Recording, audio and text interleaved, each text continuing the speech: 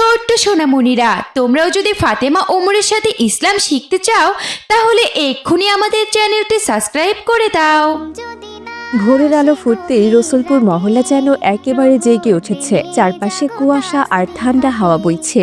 দূরের মসজিদ থেকে ফজরের নামাজ শেষে মুসল্লিদের কণ্ঠে আমিনের ধ্বনি ভেসে আসছে। শীতের ভোর মানে অন্যরকম এক পবিত্রতা। আল্লাহর রহমতে ভরা এই সময়ে রসুলপুর মহল্লার জীবন যে নতুন করে শুরু হয়। ফজরের নামাজ আদায় করে মহল্লার ছোট ছোট বাচ্চারা মক্তবের উদ্দেশ্যে রওনা দেয় আরবি পড়ার জন্য। মাহাদি, ওমর, ফাতেমা, জান্নাতুল, মাইসা সবাই নিয়মিত মক্তবে যায়। আজও তার ব্যতিক্রম নয়। হাত পকেটে ঢুকিয়ে তারা গায়ে সোয়েটার জড়িয়ে হাঁটছে। পথে যেতে যেতে তারা দেখে একজন গাছে খেজুর গাছ থেকে খেজুরের রস নামাচ্ছে। এক কলস ভর্তি টাটকা খেজুরের রস। এই বাচ্চারা, তোমরা একটু থামো, আমি তোমাদের আইজ একটু খেজুরের রস খাওয়াতে চাই। এই কথা শুনে সবাই থমকে দাঁড়ায়। কি বলছেন চাচাজান? আপনি আমাদের খেজুরের রস খাওয়াবেন? খেজুরের রস তো অনেক দামি। আপনি চাইলে তো এগুলো বিক্রি করে অনেক টাকা আয় করতে পারেন। আমাদের কেন খাওয়াতে চাচ্ছেন চাচাজান? কি যে কও না ওমর, খেজুরের রস তো আমার নিজের জিনিস না, এইটা তো আল্লাহর রহমত। আর আমি কিনা আল্লাহ সেই রহমত তোমাদের খাইতে দিতে পারুম না? আল্লাহ যদি একটা শক্ত গাছের ভেতর থেকে আমাদের এই এক কলস মিষ্টি পানি দিতে পারেন, তাইলে আমি যদি তোমাদের সেইখান থেকে সামান্য এক গ্লাস রস খাওয়াতে না পারি, সেইটা কি ঠিক হইব কও? চাচাজান, আপনি তো দেখছি সত্যি খুব ভালো মানুষ। আজকাল এমন মানুষ তো দেখাই যায় না। আপনি আল্লাহর রহমত স্বীকার করছেন, তার গুণগান গাইছেন আর শুকরিয়া আদায় করছেন। আল্লাহ নিশ্চয়ই আপনাকে আরো বেশি বরকত দান করবেন। মা ফাতেমা, আল্লাহ যদি আমাদের উপর রহমত না করতেন, তাইলে কি এমন একটা শক্ত গাছের ভেতর থেকে এমন মিষ্টি পানি পাইতাম? আর শুধু মিষ্টি পানি না, এই খেজুরের রস জাল দিয়া সুস্বাদু গুড় হয়, আর সেই গুড় ভালো দামে বিক্রি করন যায়। এই কারণেই আমি সবসময় আল্লাহর কাছে শুকরিয়া আদায় করি যে আল্লাহ তাআলা শীতকালে আমাদের জন্য এমন একটা হালাল আয়ের ব্যবস্থা কইরা দিছেন। একদম ঠিক বলেছেন চাচাজান। আল্লাহ তাআলার এসব চমৎকার নিয়ামত ভক্ষণ করার জন্য অবশ্যই সব সময় আমাদের তার প্রশংসা করা উচিত।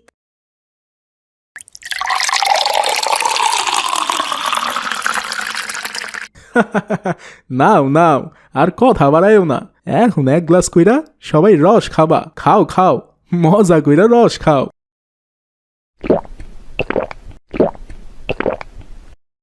উফ, কি যে মিষ্টি! শীতের সকালে আল্লাহর এই রহমত যেন সত্যি অমৃত। হ্যাঁ হ্যাঁ, সত্যি আল্লাহর রহমত এটা। তা না হলে শক্ত এমন একটা গাছের ভেতর এমন মিষ্টি সুস্বাদু রস কেন থাকতে পারে? চাচাজান, আল্লাহ আপনাকে অনেক বরকত দিন। এভাবে সবাই গাছের প্রশংসা করতে করতে আবার মক্তবের উদ্দেশ্যে রওনা দেয়। শীতের সকালের কুয়াশা তখনও পুরোপুরি কাটেনি। ধীরে ধীরে সবাই মক্তবে পৌঁছে যায়। মক্তবে গিয়ে তারা বসে পড়ে।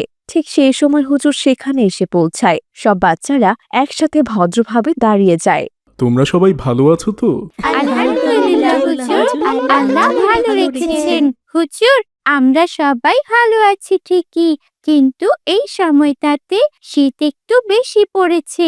মক্তবে আসতে আমাদের খুবই কষ্ট হয়। কি বলো, তাই নাকি? হ্যাঁ হুজুর, খুবই কষ্ট হয়। আচ্ছা, তোমরা কি জানো আল্লাহ তাআলা শীতকাল সম্পর্কে কি বলেছেন?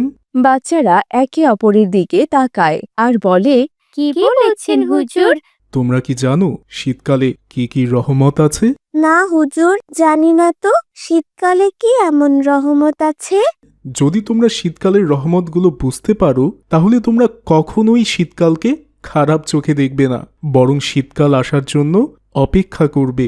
কারণ শীতকালেই আল্লাহর রহমত সবচেয়ে বেশি নাজিল হয়। সত্যি শীতকালে কি আল্লাহর এত রহমত আছে যা গরমকাল বা অন্য সময়ে এতটা পাওয়া যায় না?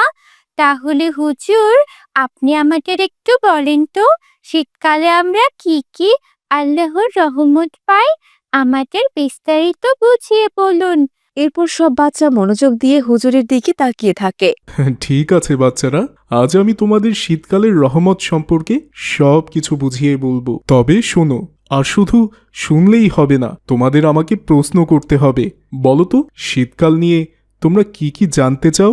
হুজুর, আমরা শীতকালে এই যে কষ্ট করে ইবাদত করি, এর জন্য আমরা আল্লাহর কাছে বাড়তি কি পাবো? মানে আমাদের প্রতিদান কি হবে? সব বাচ্চা কৌতূহলী চোখে হুজুরের দিকে তাকায়। সুবহান আল্লাহ।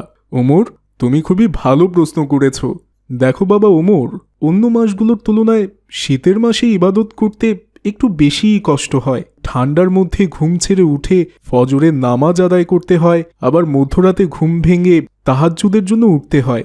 মাগরিবের সময় দ্রুত নামাজ পড়তে হয়, আর এশার সময়ও ঠান্ডার সঙ্গে লড়াই করে মসজিদে যেতে হয়।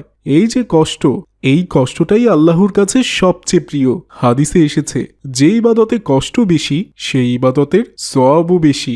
এই কারণেই শীতকালের নামাজ, শীতের ফজর, শীতের তাহাজ্জুদ সবকিছুর সওয়াব অন্য সময়ের চেয়ে বেশি হয়।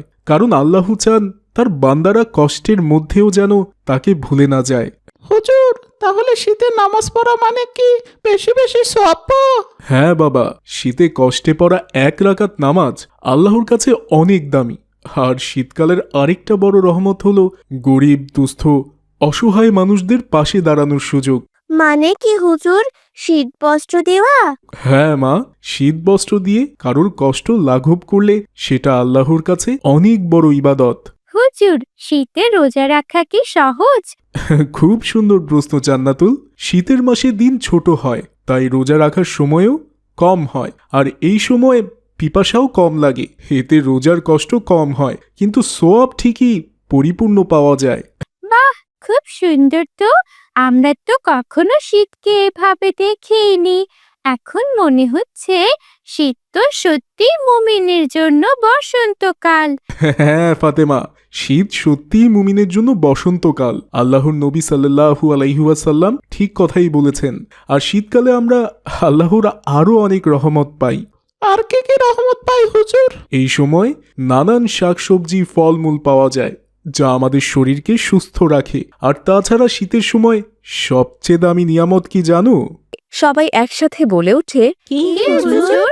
খেজুরের রস। এই রস তো শুধু শীতেই পাওয়া যায়। শক্ত গাছের বুক চিরে আল্লাহ এই মিষ্টি রস বের করে দেন শুধু আমাদের জন্য। আমরা সেই মধুর রস খাই, রসে গুড় বানাই, সে গুড় দিয়ে সারা বছর পিঠা খাই। তাহলে বুঝতেই পারছো শীত আমাদের জন্য কতটা গুরুত্বপূর্ণ আর আল্লাহর কত বড় রহমত। হ্যাঁ হুজুর, এবার বুঝতে পেরেছি আল্লাহ শীতকে আমাদের কেন দিয়েছেন। আল্লাহ শীত দিয়েছেন আমাদের রহমত স্বরূপ।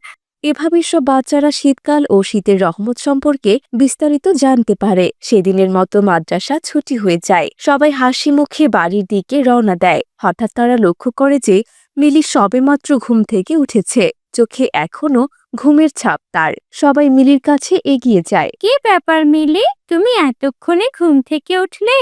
আমরা তো ফজরের নামাজ পড়ে মক্তবে গিয়েছিলাম। তোমাকে দেখে তো মনেও হচ্ছে না তুমি ফজরের নামাজ পড়েছো।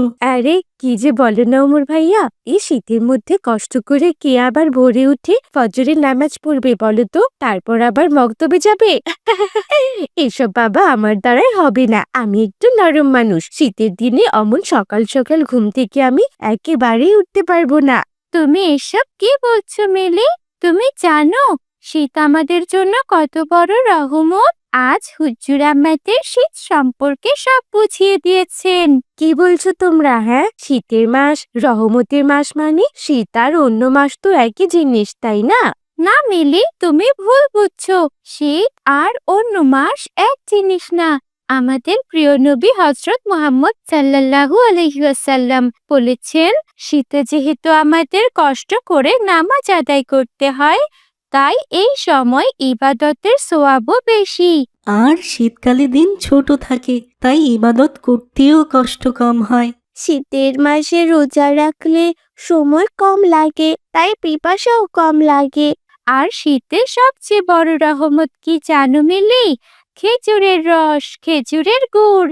এই সবই তো শীতেই পাওয়া যায়। একবার চিন্তা করো, শীত আমাদের জন্য কত বড় নিয়ামত। আরে তাই তো ফাতেমা, আমি তো শীতকে এভাবে কখনো দেখিনি। আমার তো বড় ভুল হয়ে গেছে। না না, আমি আর এমন কাজ কখনোই করব না। কাল থেকে আমিও তোমাদের সাথে ফজরের নামাজ পড়ব। আর হ্যাঁ, মক্তবেও যাব।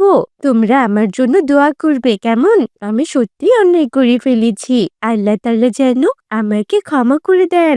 আমিন।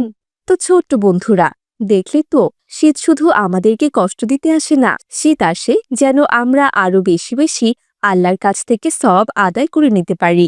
এই শীতে আমরা যে কাজগুলো করি, নামাজ, রোজা, দান, সাহায্য, সবই সওয়াবের অংশ। তোমরাও কিন্তু আমাদের মতো এসব সওয়াবের কাজে অংশ নেবে, ঠিক আছে? আজ তাহলে এখানেই বিদায় নিচ্ছি।